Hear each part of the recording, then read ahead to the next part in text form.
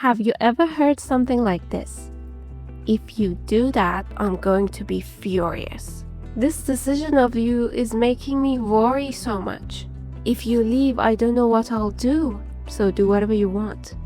And followed by days of cold silence. At first, those sound like expressions of emotion. But what if they're actually attempts to hand you responsibility for feelings that were never yours to manage? We are taught that when someone explodes or collapses or goes silent and sad on us, that's control. We shrink, we adjust, we tiptoe, we try to change our decisions. But flip that around for a second. Why does a grown adult need to threaten, panic, or suffer out loud just to get someone to do what they want? So here's the twist. What looks like a weapon is actually a confession.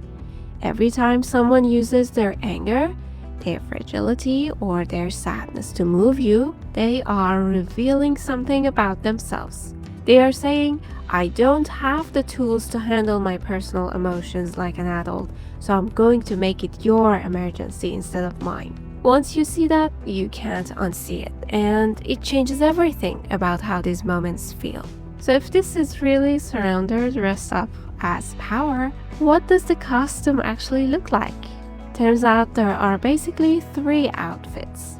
Outfit 1, the storm. This is the loud one. Slammed doors, raised voices, the sense that if you don't comply, the sky is about to fall. They use their anger to get to what they want. But notice what it actually is. Someone using volume because they've got nothing else. Outfit 2, the collapse. Quieter, sneakier, and honestly more effective on kind people. If you do this, I don't know what I'll do. I can't handle this. I will die in worries. Suddenly you're not the child, the partner, or the friend. You're the emergency responder for someone else's nervous system. And here's the cruel irony. The more fragile they perform, the more control they get. Fragility weaponized becomes its own kind of authority. And finally, outfit 3, the fog. No yelling, no crisis, just a heavy, wounded silence. A sigh in the next room. The sense that your personal decisions is somehow hurting them.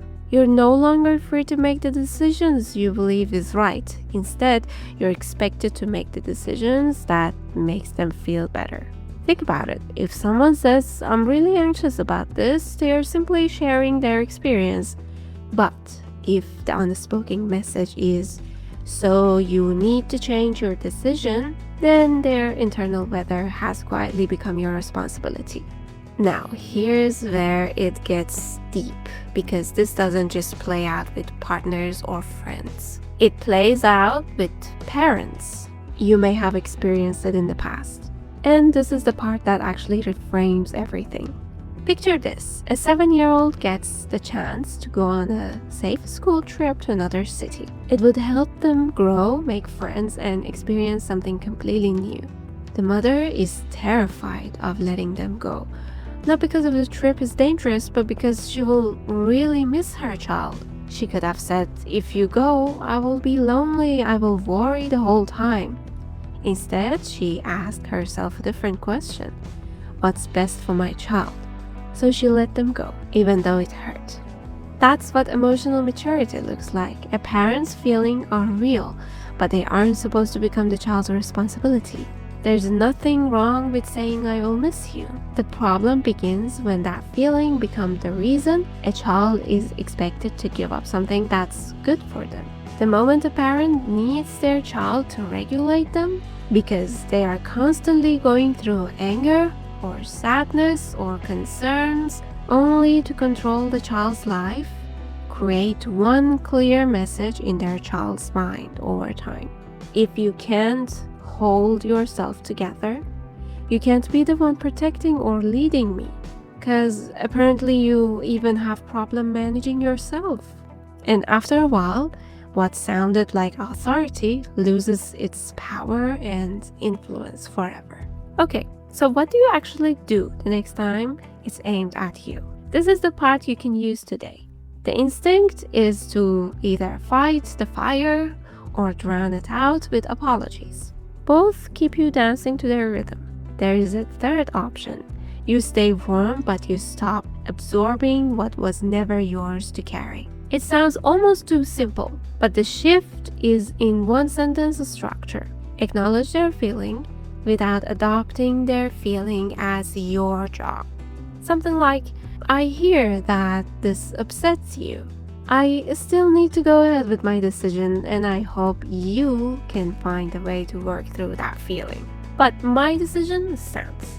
No debates, no over-explaining, no performance of guilt to match theirs. The first time you do this, it will feel wrong because you've been trained that calm ownership is cold. It isn't, and you will experience how liberating it is. Remember, everyone has the right to express their feeling, but everyone is also responsible for managing them. You can care about someone's anger, sadness, or anxiety without making it your job to solve it.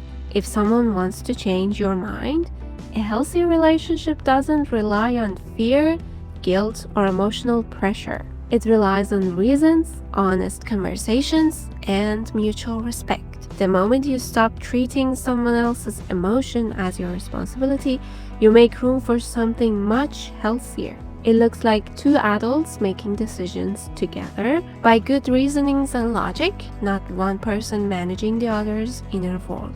Now, before you go, I'm curious, what's one experience that made you feel responsible for someone else's emotions? Share it in the comments. I genuinely love to read your experience.